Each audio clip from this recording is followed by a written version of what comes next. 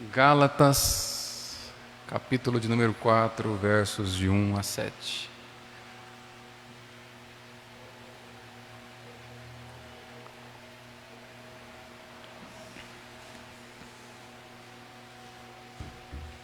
Exaltamos a Deus porque somos filhos de Deus.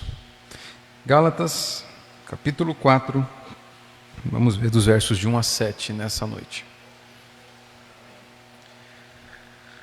Estamos juntos?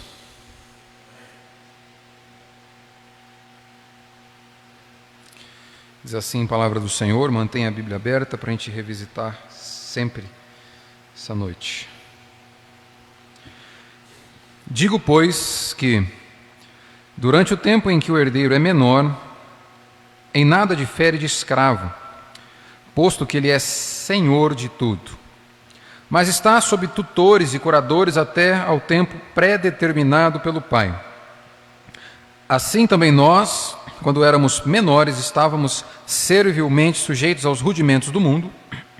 Vindo, porém, à plenitude do tempo, Deus enviou o seu Filho, nascido de mulher, nascido sob a lei, para resgatar os que estão sob a lei, a fim de que recebêssemos a adoção de filhos. E porque vós sois filhos, enviou Deus ao nosso coração o Espírito de seu Filho, que clama, Abba, Pai. De sorte que já não és escravo, porém filho, e sendo filho também herdeiro por Deus. Até aqui, vamos orar mais um instante, pedindo a iluminação do Santo Espírito. Senhor, nós já te adoramos, entoamos orações, canções, e a minha oração nessa noite, nesse momento, é para que nós continuemos o nosso louvor e a nossa adoração através da pregação da Tua Palavra. Ilumina o texto que foi lido, que o nosso coração, ó Deus, esteja cativo à Tua Palavra, que haja fidelidade ao texto, e que Teu Santo Espírito, que habita em nós e clama Abba, Pai, aplique em nossos corações, aplique na nossa vida, ó Deus, o significado desse texto. E que o Senhor nos movimente, por meio do Seu Santo Espírito, a vivermos, ó Pai, os resultados práticos que podem ser trazidos com o entendimento dessa palavra.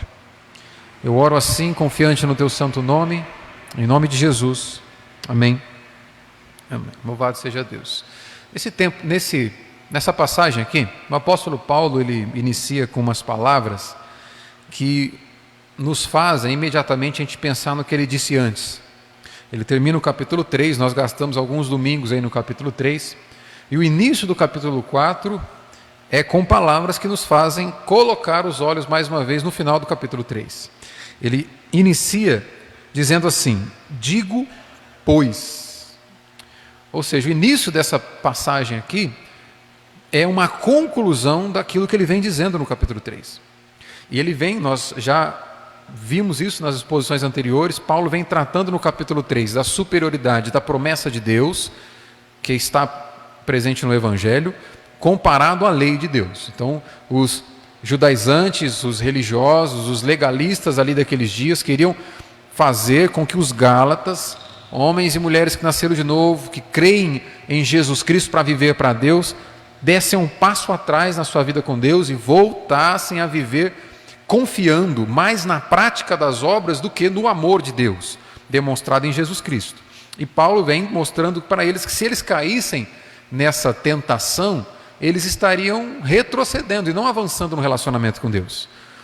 Porque Deus já os fez herdeiros da promessa de Abraão, da aliança que Deus faz com Abraão, não através das leis, mas através de Cristo.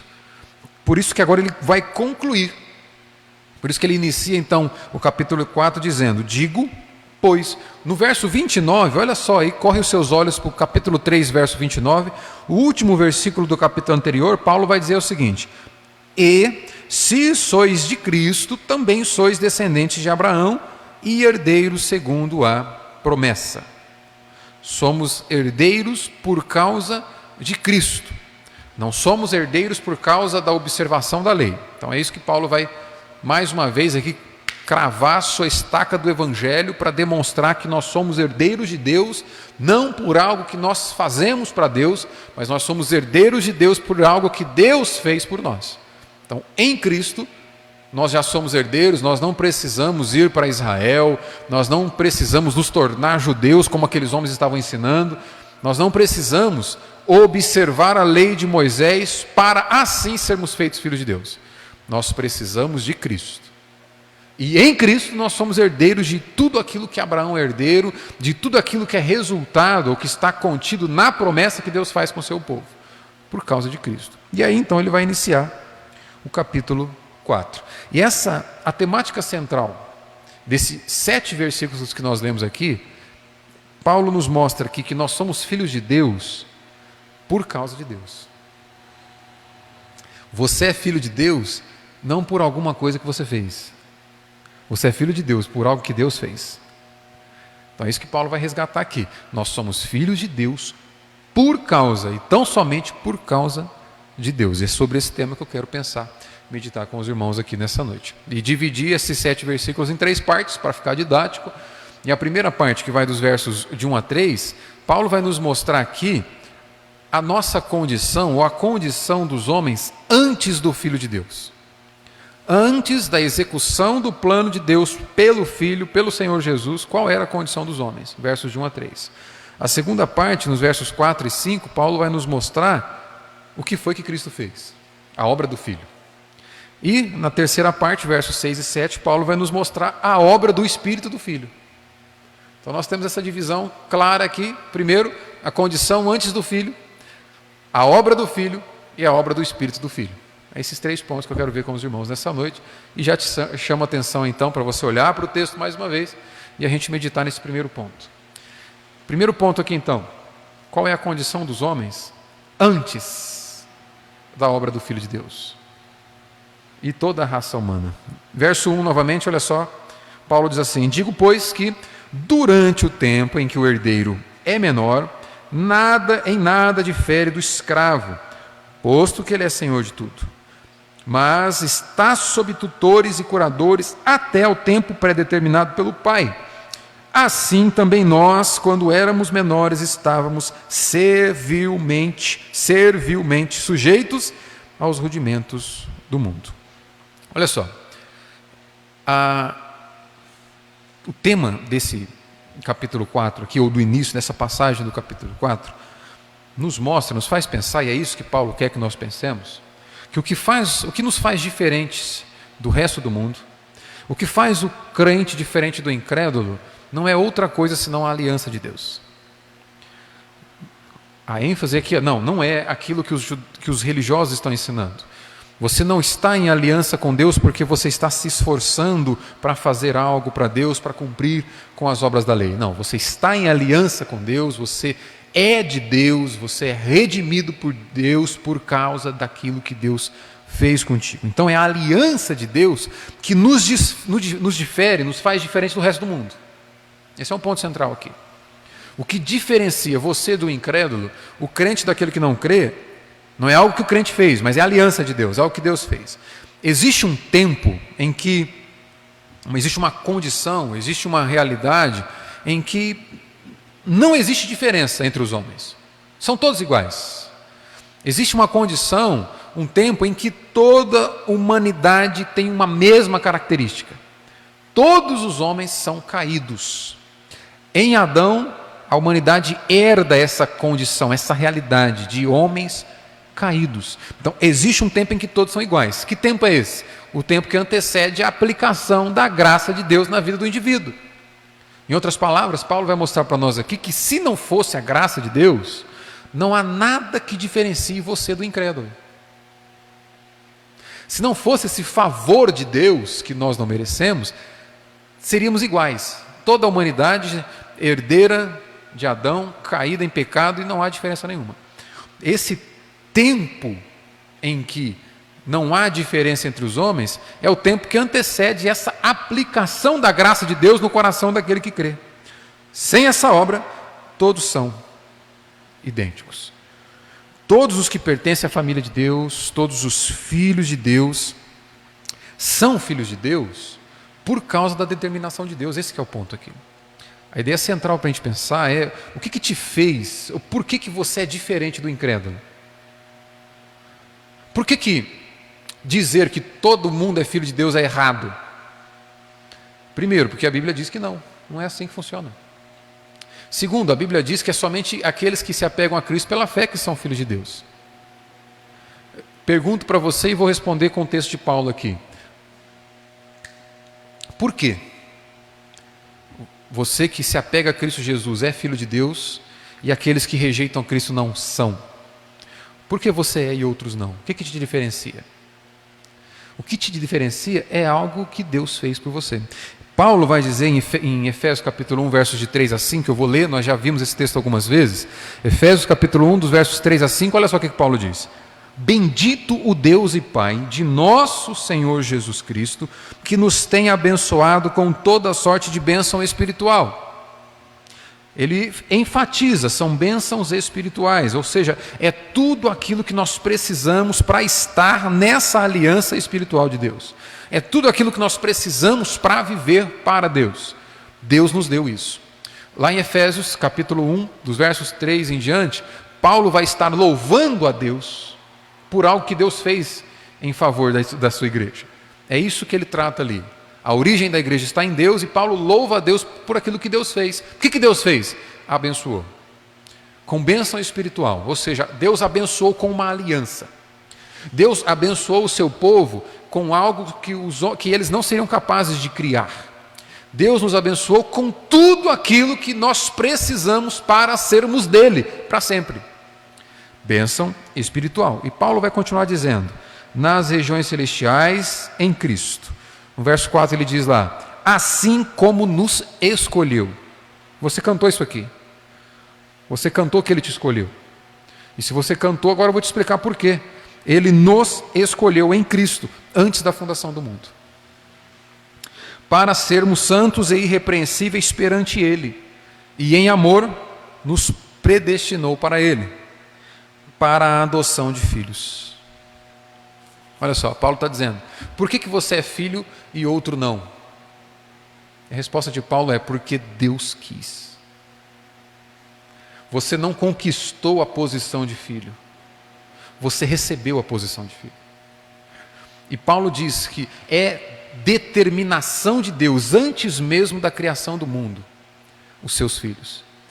A família de Deus tem origem em Deus, no coração de Deus, no decreto de Deus, antes mesmo do mundo ser criado. Por isso que ele diz, nos predestinou para Ele, para a adoção de filho. Ele nos predestinou para sermos filhos, desde antes da fundação do mundo. Por meio de Jesus Cristo.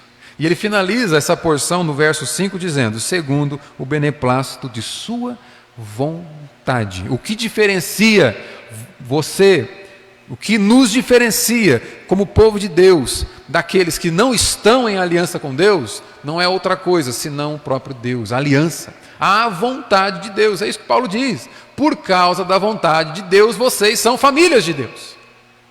Irmãos, isso aqui já é motivo para louvar e adorar a Deus. Nada que você experimentar na terra se compara a essa notícia. A notícia de que você é família de Deus, antes mesmo que você pudesse fazer algo parecido com aqueles que são família de Deus fazem.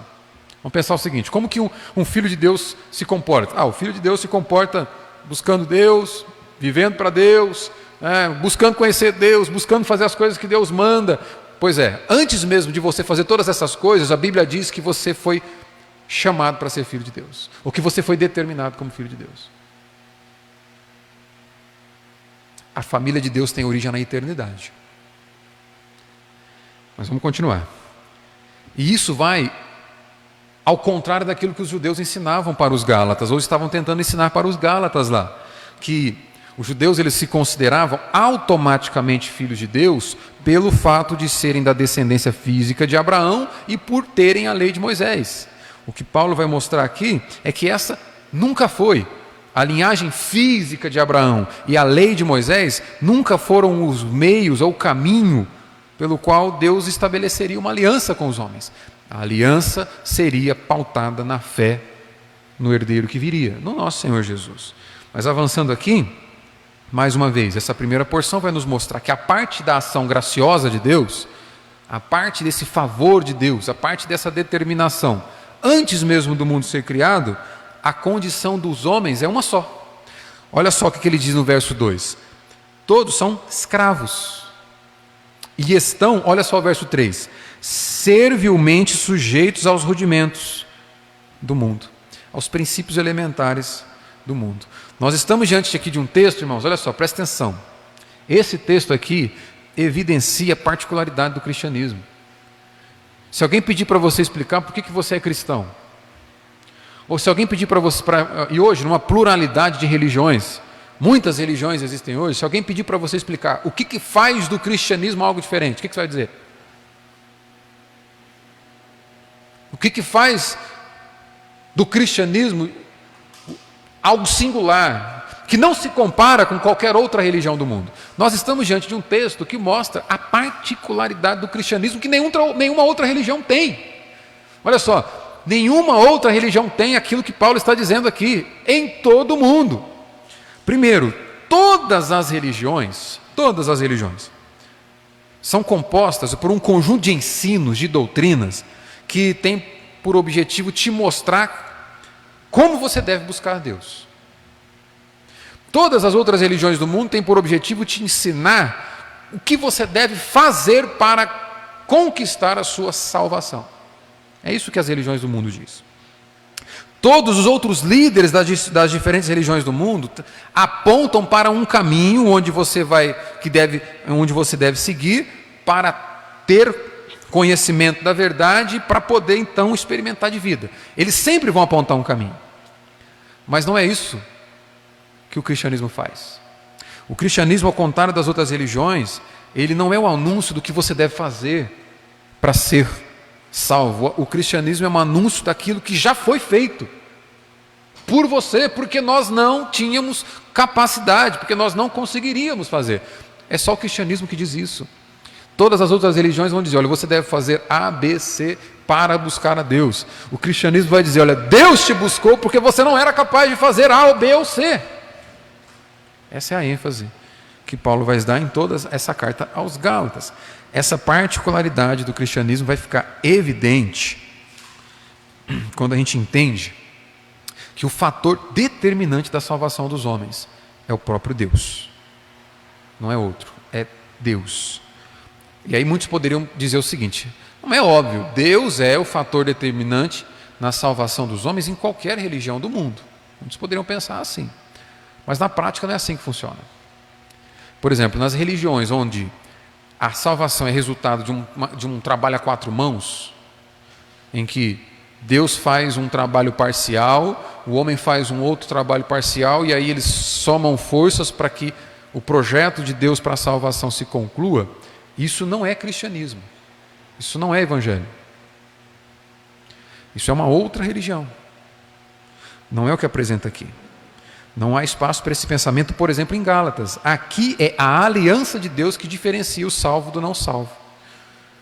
Aqui é a ação de Deus. Então há um tempo, há uma condição em que todos são iguais, até que Deus mude a sua condição. Olha só, eu quero que você olhe comigo para os versos do texto e enxergue aqui a relação que Paulo faz entre as afirmações que ele faz. Olha comigo o verso 1. Paulo está dizendo o seguinte, durante o tempo em que o herdeiro é menor. Que tempo que é esse? No verso 2 ele vai dizer, até ao tempo pré-determinado pelo Pai. Esse é o tempo. No verso 3 ele faz a aplicação para a igreja. Ele diz assim, assim também nós quando éramos menores. Esse aqui é o tempo da provisão de Deus. Se não houvesse essa provisão de Deus, se não houvesse essa ação salvadora e graciosa de Deus, não haveria qualquer possibilidade de mudança do cenário. É isso que Paulo vai mostrar aqui. Nós já vimos, amém? Deixa eu repetir. Efésios capítulo 2, nos versos 4 e 5, Paulo disse o seguinte lá. Mas Deus sendo rico em misericórdia, por causa do grande amor com que nos amou, nos deu vida juntamente com Cristo. Pela graça sois salvos. Esse agir, essa ação graciosa de Deus é que muda o cenário. É onde todos os homens deixam de ter a mesma característica de homens caídos e parte desses homens passam a ter a característica de homens perdoados e que agora sim estão em aliança com Deus. Paulo continua, olha o verso 1 novamente. Em nada difere de escravo. Esse herdeiro em nada difere de escravo, posto que ele é senhor de tudo. Ou seja, mesmo que esse que é alvo da aliança com Deus, mesmo que esse que é alvo do favor de Deus, que é herdeiro das promessas de Deus, enquanto Deus não aplicar, enquanto Deus não fazer algo que mude a condição desse que é alvo da aliança com Deus, enquanto Deus não exercer, não fazer algo, ainda que ele seja herdeiro, ele não é diferente do escravo, nada muda. No verso 2 ele diz assim, mas está sob tutores e curadores. E aí Paulo aplica a igreja no verso 3 dizendo, estávamos servilmente sujeitos aos rudimentos do mundo. Com isso aqui, olha só, Paulo expõe mais uma vez a condição comum da raça humana. Todos estão nessa mesma condição. Isso faz com que se torne cada vez mais urgente a pregação do Evangelho. Por quê? É só a partir do conhecimento do que Deus fez que o cenário da humanidade pode ser mudado. Veja, Deus estabeleceu antes mesmo da criação do mundo a sua família. Mas Deus determinou que essa família, que cada membro desse corpo será alcançado no tempo e no espaço por causa do conhecimento de uma verdade, a verdade do Evangelho. Portanto, irmão, portanto, irmã, se faz urgente a pregação do Evangelho para que o cenário seja mudado, para que as vidas sejam retiradas da condição de comum com aquele que é caído, com aquele que é rejeitado por Deus, para a condição de filho de Deus. Isso é o Evangelho. Mas avançando aqui, para ajudar a entender melhor, o que Paulo vai fazer? Ele vai ilustrar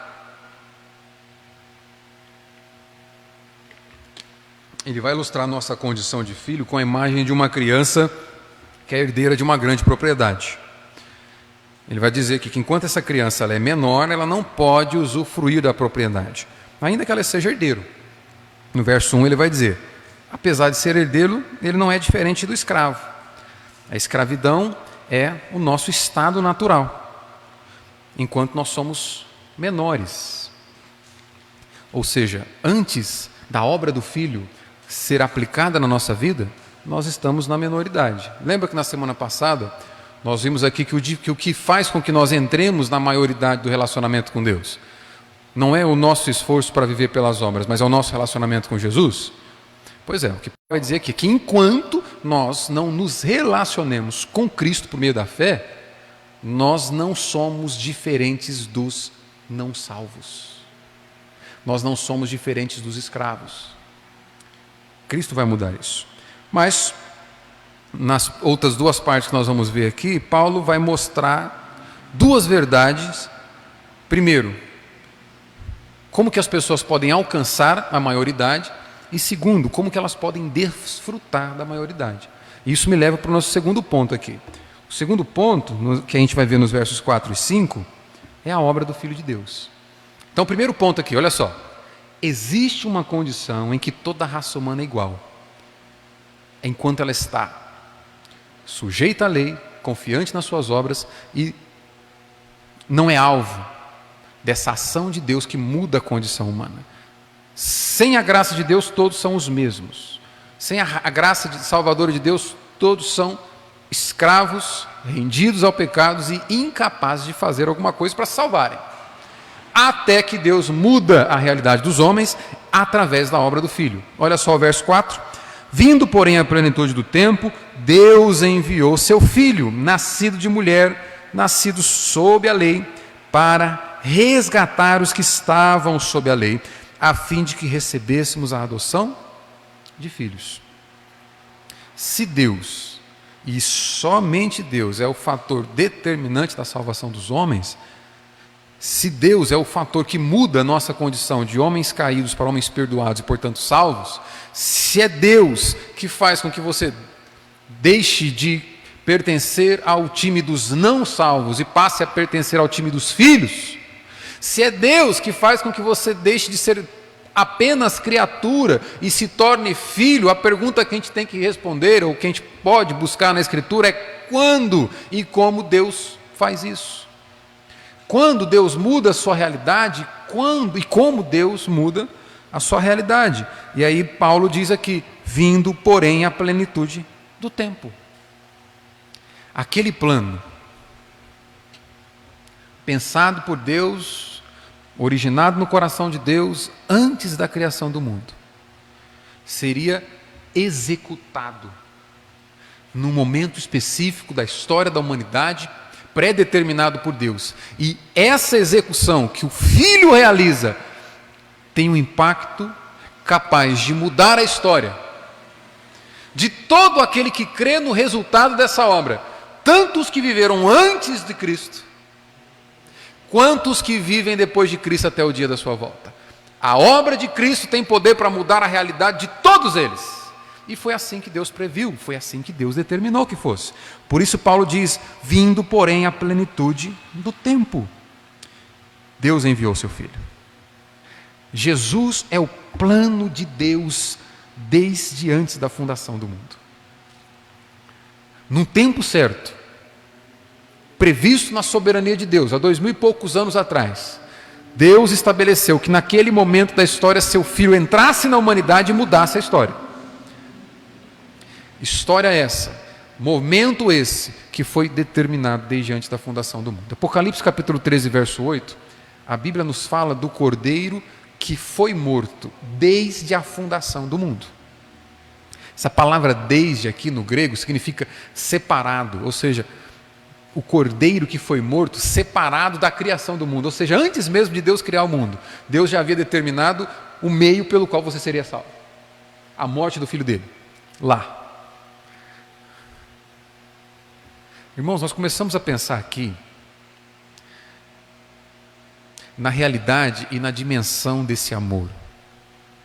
Olha só, antes mesmo de você acertar, antes mesmo de você errar, antes mesmo de você e eu deixarmos claro que nós não merecemos qualquer favor de Deus, antes mesmo de nós continuamente pegarmos a lei de Deus e falharmos na tarefa de cumprir com ela, antes mesmo de nós colocarmos tantas outras coisas em primeiro lugar no nosso coração, no lugar de Deus, lá Ele já havia determinado que o sangue de seu Filho seria derramado em seu favor. É por isso que nós estamos cantando o amor do Pai aqui. Um amor que não espera requisitos preenchidos. E Paulo continua dizendo no verso 4, características de Jesus. Ele vai dizer, ou características da ação de Jesus. Ele vai dizer, nascido de mulher. Olha aí. Capítulo 4, vindo porém à plenitude do tempo, Deus enviou seu Filho, nascido de mulher. Esse nascido de mulher aqui aponta para a humanidade de Jesus.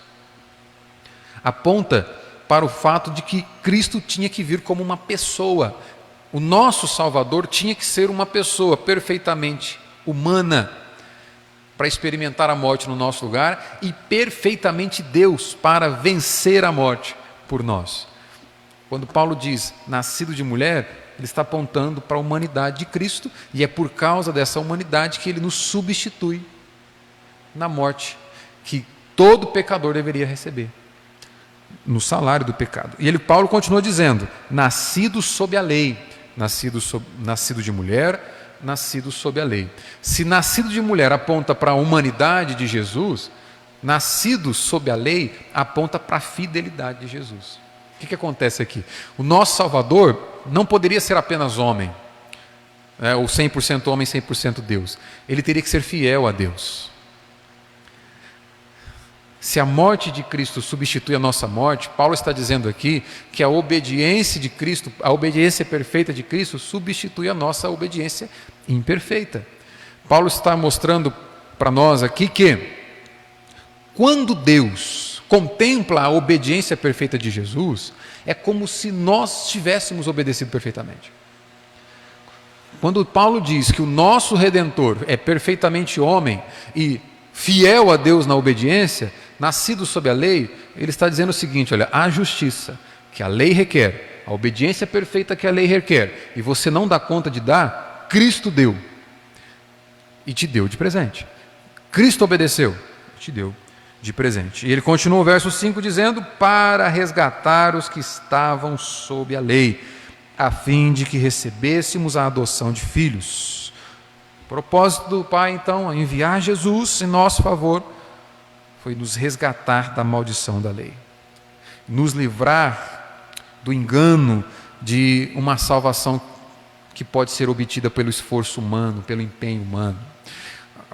A proposta de Deus, o propósito de Deus em enviar Jesus foi nos livrar da tentativa de barganha com Deus na nossa obediência imperfeita.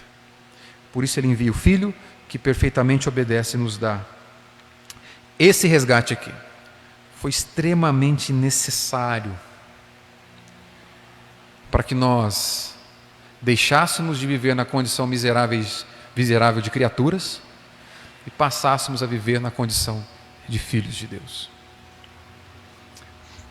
Você cantou aqui que você é filho de Deus, não é? E se você cantou, não tem como voltar atrás. Eu imagino que você creia nisso. O texto de Paulo aqui fundamenta para nós que você e eu só fomos feitos filhos de Deus, e é por isso que o tema central dessa mensagem é que somos filhos de Deus, mas por causa de Deus, porque Deus te quis como filho. Deus te quis como filho antes que você fosse capaz de preencher qualquer requisito para isso. Ele te quis como filho. E para levar esse plano a cabo, Ele providencia os meios. A morte substitutiva, que pagaria a sua ofensa, pagaria o preço da sua ofensa, que ofereceria para Deus uma obediência perfeita do nosso Senhor Jesus. Então, esse texto de Paulo nos mostra que Deus é o fator determinante na mudança do nosso status de relacionamento com Deus, de criaturas para filhos de Deus. E isso está presente em toda a Escritura. Deixa que eu leio em João, capítulo 1, dos versos 11 a 13, um texto que você conhece. João vai dizer assim: veio para o que era seu e os seus não o receberam. Está falando de Jesus, vindo para os judeus e sendo rejeitados por esses homens. Mas a todos quantos o receberam, deu-lhes o poder de serem feitos filhos de Deus, a saber, aos que creem no seu nome, os quais não nasceram do sangue, nem da vontade da carne, nem da vontade do homem, mas de Deus. Se você é filho de Deus, é porque Deus te quis, antes que você o quisesse. Nós somos filhos de Deus, porque Deus assim nos quis. Olha só, o pastor Tim Keller, no livro dele Gálatas para você, comentando isso, ele vai dizer o seguinte, eu vou ler, anotei aqui, eu gostaria de ler para que você prestasse atenção. Olha só, ele diz assim: Paulo quer demonstrar aos Gálatas e a nós que Cristo não apenas afasta a maldição que nós merecíamos, como também nos dá a bênção que ele mereceu.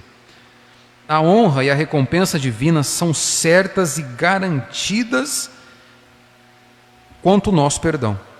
A salvação de Jesus não é apenas como receber perdão e libertação do corredor da morte e da prisão. Nesse caso, estaríamos livres, mas por nossa conta e risco, abandonados para trilhar nosso próprio caminho no mundo, de volta aos nossos próprios esforços, se quiséssemos fazer alguma coisa da vida. Ele continua dizendo o seguinte: acontece que no Evangelho descobrimos que Jesus nos tirou do corredor da morte e pendurou em nosso pescoço uma medalha de honra ao mérito. Nós somos recebidos e acolhidos por Deus como se tivéssemos realizado uma obra extraordinária. O que o Keller quer dizer aqui? Ele está dizendo o seguinte: o que Cristo faz não é apenas apagar os pecados antigos e dizer para você o seguinte: olha, agora está por tua conta e risco. Não, o que Cristo faz é, além de apagar os pecados antigos, é derramar sangue suficiente para cobrir todos os pecados. E dizer que ele viveu sob a lei, em nosso favor, é dizer que diante de Deus ele apresentou algo que, quando Deus olha, Deus recebe como se fosse seu. É dizer que quando nós nos chegamos diante de Deus para chamá-lo de Pai, o que Deus olha e vê não é um homem que merece condenação, apesar de nós mesmos, por nossos esforços, merecermos condenação. O que Paulo está dizendo aqui, o que Keller está ilustrando, é que quando Deus olha, por causa do fato de Cristo ter vivido sob a lei, quando Deus olha para você, Ele te enxerga como se você estivesse, como se você e eu tivéssemos obedecido a lei perfeitamente. E pelo fato de estarmos em Cristo, e Cristo ser merecedor de toda a bênção que o Pai dá para aquele que é obediente, nós somos merecedores dessa bênção, não porque nós a conquistamos, mas porque nós estamos em Cristo. A nossa herança, guarda isso aqui, olha só. A nossa herança não é um prêmio que nós precisamos correr para ganhar. A nossa herança é um presente que Cristo nos deu. Ele nos entregou um presente que foi preparado desde antes da criação do próprio mundo. Dizer que nós somos herdeiros de Deus não é dizer que nós precisamos correr agora para conquistar alguma coisa do Pai. É dizer que tudo o que nós precisamos para ser dele e para chegarmos lá, Ele já providenciou e Cristo nos entrega em nosso favor. E o último ponto aqui então, é que depois de vermos a condição dos homens antes da obra do Filho, todos na mesma condição, debaixo da lei, merecedores de condenação, a partir da obra do Filho, então Cristo executa esse plano que é redentor, e Cristo é quem entrega, Cristo é quem conquista a herança para nós. Nós vamos para a terceira parte agora, que mostra como que essa obra chega até nós. Como que nós desfrutamos dessa obra do Filho. Olha o verso 6 aí. E porque vós sois filhos, enviou Deus ao nosso coração o Espírito de seu Filho, que clama, Abba, Pai. De sorte que já não és escravo, porém filho, e sendo filho também herdeiros por Deus. Herdeiro por causa de Deus. O verbo que é usado aqui para enviar é o mesmo lá do verso 4. Deus enviou o Filho, agora Paulo diz que Deus enviou o Espírito do Filho. Perceba que entrando nos nossos corações, o Espírito do Filho, o Espírito Santo, imediatamente começa a clamar Abba, Pai. É isso que Paulo diz. Abba, Pai. Essa expressão de Paulo aqui, ela tem um paralelo em Romanos 8, em que Paulo havia dito lá, clamamos Abba, Pai, e o próprio Espírito que testifica com o nosso Espírito que somos filhos de Deus.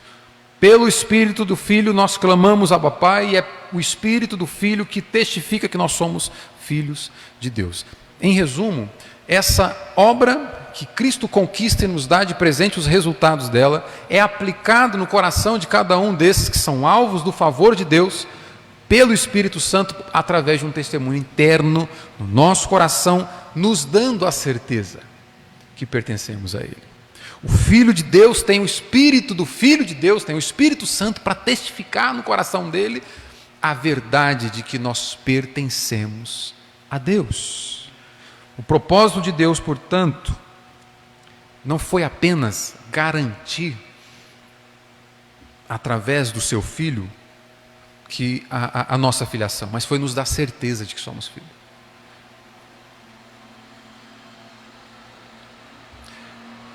Irmãos, ouça isso aqui. O propósito do Filho de Deus, o propósito de Deus, não foi apenas te dar uma informação de que você é alguém privilegiado. Porque você pode saber, mas não usufruir isso. E na verdade, o motivo de muitas vezes nós vivemos angustiados. Alguém aqui já experimentou angústia na vida? Não? Só nós dois? Não, tem mais um ali.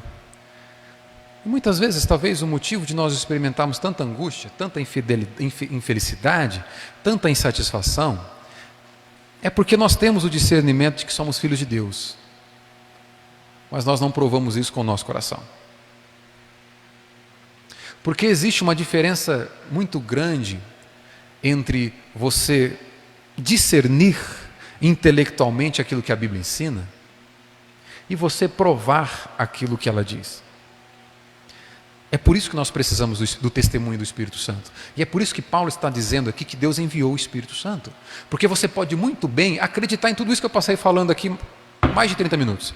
Você pode dizer verdade, a Bíblia diz isso aí, eu acredito. Pois é, a Bíblia diz que eu sou filho de Deus, olha só. E eu sou diferente do incrédulo porque eu sou filho de Deus, ele é criatura.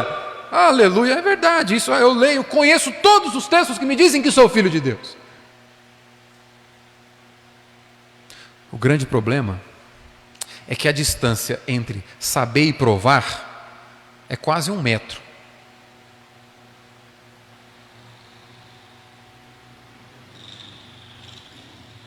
A distância entre saber e viver como filho de Deus é quase 1 metro.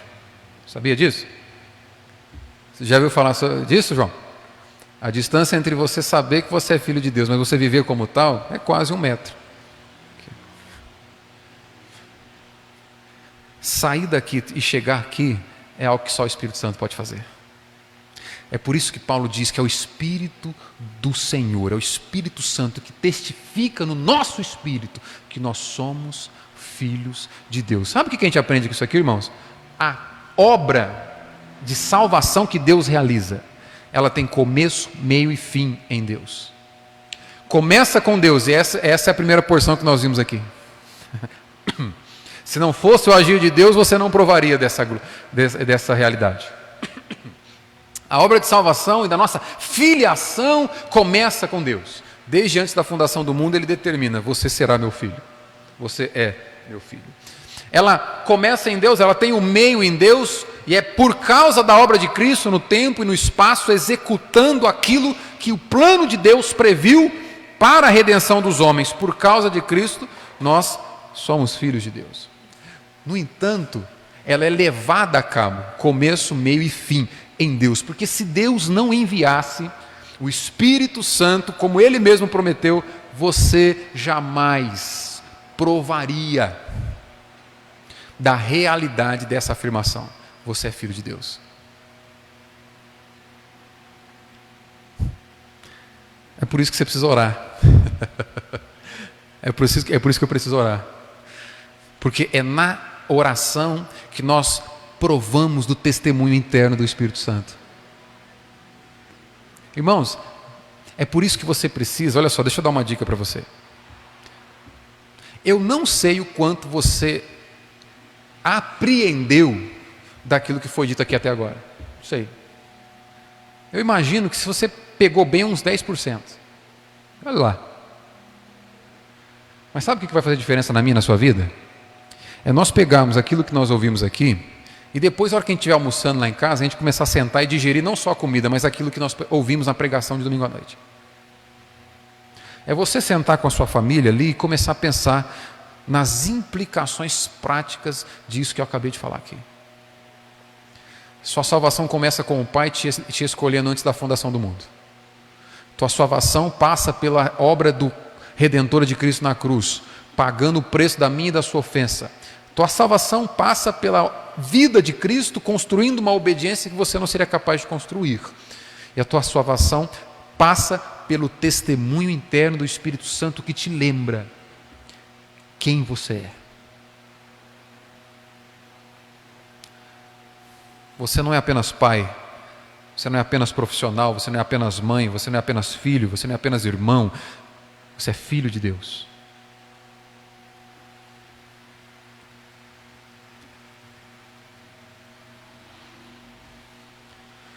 O caminho necessário para nós discernirmos isso é uma comunhão silenciosa, é uma comunhão pessoal, próxima com o Espírito Santo. É por isso, irmãos, que, olha só, o caminho que Deus escolheu para te levar ao discernimento de quem você é, não foi grandes eventos.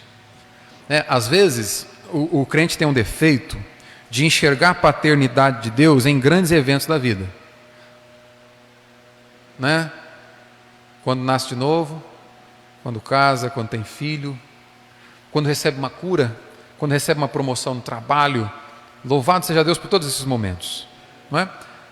Quando apresenta uma lista de oração diante de Deus e tem a resposta positiva dessa lista de oração. Louvado seja Deus por todos esses momentos. Então, a gente tem a tendência, às vezes nós somos viciados a enxergar a paternidade de Deus apenas nesses grandes eventos. Mas quando nós olhamos para Jesus e quando nós olhamos para textos como esse, em que o Espírito que habita em nós clama, Abba, Pai, nós somos levados a pensar em Deus na intimidade, nas pequenas coisas. A expressão Abba, Pai significa Pai querido. Abba é o diminutivo, Abba, Pai é o diminutivo de pai no aramaico, paizinho. Olha só, Paulo está dizendo que o Espírito de Deus que habita em você te leva a chamar pai de paizinho. E é só quem é muito íntimo para fazer um negócio desse. Veja, os judeus que estavam acostumados a ter uma relação de Deus com base no exercício das obras, um Deus que se revelou lá no monte, o Deus do Monte Sinai com os 10 mandamentos, e que quando ele se revelou, treme a terra, e os judeus vão dizer, Moisés, vai você, porque nós não, vai você, ouve o recado de Deus e traz para nós. O judeu estava acostumado com esse tipo de Deus, um Deus que desce e faz a terra tremer. Paulo está apresentando aqui através de Cristo, e Cristo apresentou um Deus que não apenas faz a terra tremer, mas um Deus que é Pai, e que se relaciona com seus filhos na intimidade da busca. É por isso que Jesus muda o nosso tipo de oração. Eu vou ler, Mateus capítulo 6, versos 6 e 8, olha só o que Jesus vai dizer. Tu, porém, quando orares, entra no teu quarto e fechada a porta, orarás ao teu Pai que está em secreto. Secreto. E Jesus continua, e teu Pai que vem em secreto, percebe? E ele não manda você buscar Deus, ele manda você buscar Pai.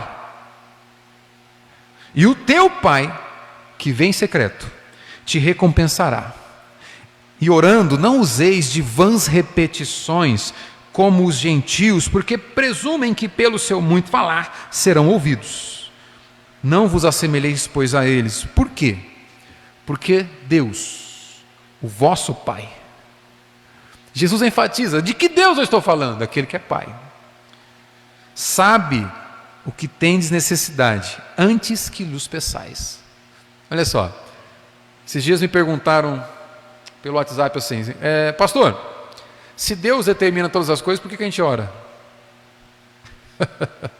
Não é verdade? Se desde antes da fundação do mundo, Deus estabeleceu o seu plano e Ele está realizando o seu plano, por que a gente ora? Na verdade, esse é o tipo de oração, esse é o tipo de dúvida que nós temos quando nós ainda não entendemos o papel da oração. Jesus mostra aqui que o papel da oração não é apenas você ter uma lista de pedidos que você vai chegar diante de Deus e fazer de Deus um supermercado espiritual. Você marca do que precisa, chega diante de Deus e fala, eu preciso disso, em nome de Jesus, amém. Jesus nos mostra que Deus, o Pai, já sabe do que você precisa antes de pedir, é isso que Ele disse em Mateus capítulo 6. O que Deus requer dos seus filhos não é grande quantidade de palavras, mas é grande quantidade de tempo dedicado à busca por intimidade com o Pai. Então não é gastar palavras, é gastar tempo buscando a presença do Pai. Por que, irmão? Por que, irmã? É porque na vida de oração nós temos contato com o testemunho do Espírito Santo, que nos lembra quem somos, filhos de Deus. E esse aqui é aquele momento em que você pergunta, e eu com isso? Esse é o momento em que nós buscamos pensar em algumas implicações práticas. O que isso tudo tem a ver com a minha vida? Eu separei alguns pontos aqui. E o primeiro é que, olha só, já acabo com isso aqui para a gente ir embora. Implicações práticas. Se, a primeira implicação prática, não estava nem previsto mais. Se a oração não é apenas um momento em que você concede ou consegue uma lista de pedidos diante de Deus, mas é um momento para você provar da presença de Deus, comece a encarar o culto assim também. O culto não apenas como um momento litúrgico onde nós cumprimos com o ritual da semana previsto para todos os domingos, mas é o momento em que nós provamos a presença do Pai. E o que nós fazemos com o Pai? Nós nos relacionamos com Ele.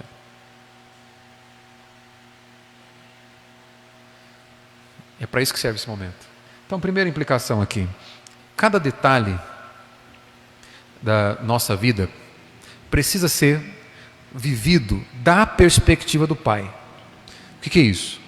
Deus, sendo onisciente, Ele contempla cada segundo da sua existência. Deus contempla. E saber que Deus contempla cada segundo da sua existência deve me fazer pensar, deve te fazer pensar e nos fazer viver cada segundo da existência com essa consciência de que Deus está contemplando esse instante. Por causa desse testemunho interno do Espírito Santo que habita em nós. Deixa eu compartilhar uma experiência com vocês aqui. Em casa nós temos o hábito de ler, né? O excelente hábito de ler. Isso é muito bom, eu te incentivo você a produzir isso com a sua família também, o hábito de ler. E agora nós estamos lendo um livro em família. Além de cada um ler o seu livro, a gente separa um livro para ler junto em voz alta. Então, separamos ali 20 minutos do dia, não precisa ficar o dia inteiro, fica tranquilo, não vai tomar toda a tua agenda. 20 minutos do dia para você ler algo em voz alta com seus filhos, o seu cônjuge em casa. Então a gente separa 20 minutos e a gente está lendo agora um livro muito interessante, Liturgia do Ordinário, da Tish Warren, é o nome dessa autora. E por que a gente separou isso? É um livro que nos põe em contato com a rotina maçante do dia e nos faz entender que aquilo também deve ser vivido para a glória de Deus. Em certo momento do livro, a autora diz o seguinte: a nova vida em que somos batizados é vivida em dias, horas e minutos. Deus está nos formando como pessoas, e o lugar dessa formação são os pequenos momentos do hoje. Esse é o dia que o Senhor fez. E Deus está te moldando como pessoas no momento do hoje. Isso nos tem feito pensar, nos feito refletir, que o nosso Deus, o nosso Pai, Ele não se mostra para nós apenas em grandes eventos do dia a dia, em eventos extraordinários, em grandes coisas aí de outro mundo, mas na rotina maçante do dia a dia mesmo. Eu devo estar com o meu coração ligado em Deus nos pequenos momentos, na xícara de café, no pão com manteiga, ou Nutella, sei lá. Mas é esse momento vivido com a consciência de que Deus está presente por esse Espírito Santo que habita em mim. No arroz com feijão, sabe? Naquela lista chata das tarefas do dia, em levar o lixo para fora, na cara feia do chefe, na torneira pingando há mais de 6 meses e o marido falou que vai trocar. Pois é, na rotina do dia. É olharmos para cada fragmento, para cada realidade, para cada experiência pequena do dia e entender que Deus está presente, não apenas nas grandes coisas. Cada detalhe litúrgico repetitivo do dia a dia deve ser vivido da perspectiva do Pai, como um presente recebido de Deus. Sabe, as novelas, às vezes a gente tem dificuldade para ser feliz porque a gente se encanta com as séries e com os filmes. Só que o filme e as séries é a vida real sem a parte chata. E detalhe, eles pegam as partes boas da vida e colocam num microscópio que faz aquilo ficar gigante, como se a vida fosse aquilo. Mas não, a vida não é aquilo. A vida ela é cheia de partes chatas, a vida é cheia de rotinas chatas, repetitivas, que todos os dias estão aí. E a Bíblia nos mostra a necessidade de nós vivermos essa rotina do dia a dia com a consciência clara de que Deus está no meio delas, proporcionando, moldando a nossa vida através dessa rotina repetitiva, até a torneira pingando. A Tish vai dizer o seguinte no livro Liturgia do Ordinário. Na liturgia batismal anglicana, ela é anglicana, ela está falando de uma rotina do dia a dia aqui que a gente batiza. Olha só, Deus separou um símbolo do batismo para ser uma rotina, uma liturgia, e E a gente tem que entender essas coisas. Na liturgia batismal anglicana, nós falamos aos recém-batizados que eles foram selados pelo Espírito Santo e marcados como pertencentes a Cristo para sempre. E ela vai dizer, Gálatas nos diz que nós vestimos de Cristo no batismo. A gente viu isso semana passada. Vestidos do Filho amado, em quem o Pai se compraz. Olha só, como cristãos, acordamos a cada manhã como batizados, revestidos de Cristo. Somos unidos a Cristo e a aprovação do Pai é declarada sobre nós. Nós somos marcados desde o nosso primeiro momento da manhã por uma identidade que nos foi dada pela graça. Uma identidade que é mais profunda, mais real do que qualquer outra identidade que vestiremos nesse dia. E ela vai dizer o seguinte: eu não sou definida primariamente pela minha capacidade, pelo meu estado civil ou voto, meus sucessos ou fracassos, fama ou obscuridade, mas como alguém selada no Espírito Santo, oculta em Cristo e amada pelo Pai. A cada manhã, nesses primeiros singelos momentos, ao simplesmente ser amada de Deus e sonolenta, eu recebo novamente a graça, a vida e a fé como dádiva. Olha só, ela está tentando te fazer pensar e me fazer pensar que no batismo você foi revestido de Cristo. E Cristo ouviu do Pai o seguinte: esse é o Filho que me dá prazer. Quando você crê em Cristo, a Bíblia diz que você recebe essa mesma declaração. Apesar de você ser do jeitinho que é, essa carninha de pescoço mesmo aí, que só você e Deus sabe como é. A Bíblia está dizendo o seguinte: Deus olha para você e por causa de Cristo te diz: esse é o meu Filho amado, que me dá prazer.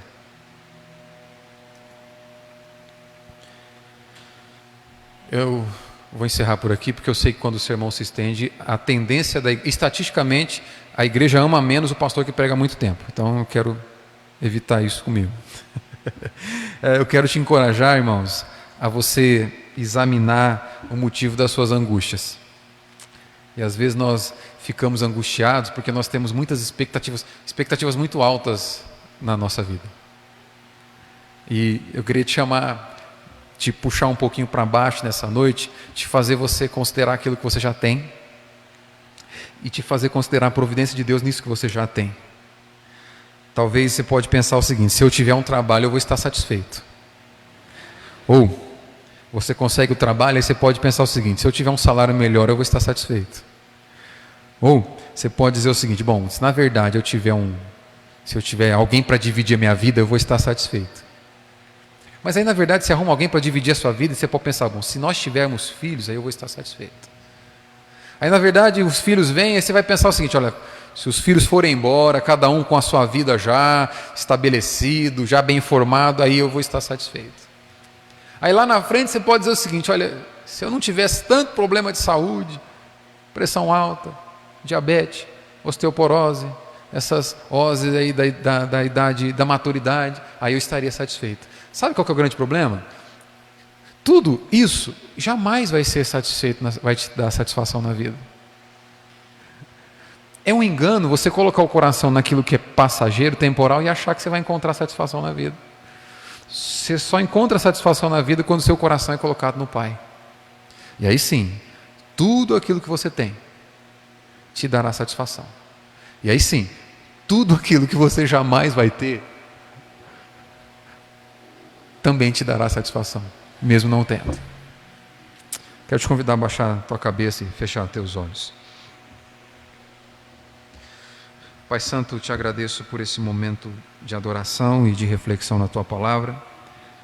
Peço que o Senhor aplique ao coração dos meus irmãos, ó Deus, o significado da palavra do Senhor. Que o Senhor nos leve à convicção de que, por causa de Cristo Jesus, nós somos filhos de Deus e, portanto, amados pelo Pai.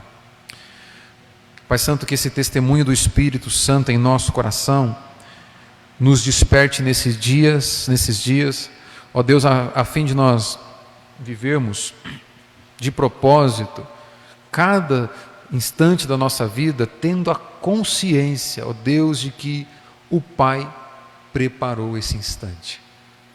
Quando nós vivemos momentos de alegria, leva-nos a entendermos que o Pai nos deu momentos de alegria e, portanto, devemos louvar ao Pai por causa dessa felicidade. Senhor, quando nós experimentarmos momentos de tristeza, ajuda-nos pelo Teu Santo Espírito a entendermos que o Pai nos permitiu momentos de tristeza para que o nosso joelho fosse colocado diante do Senhor e buscássemos satisfação tão somente no relacionamento com o Pai. Ajuda-nos na nossa fraqueza, eu oro no nome santo do Senhor Jesus. Amém e amém. E agora sim, filhos e filhas, que a graça do nosso Senhor Jesus, o amor do nosso Deus e Pai, o consolo, o conforto, a iluminação, esse testemunho interno do Santo Espírito de Deus estejam sobre cada um de vocês e sobre todo Israel de Deus espalhado por entre as nações, agora e para todo sempre. Amém e amém. Louvado seja o nome do Senhor. Irmãos,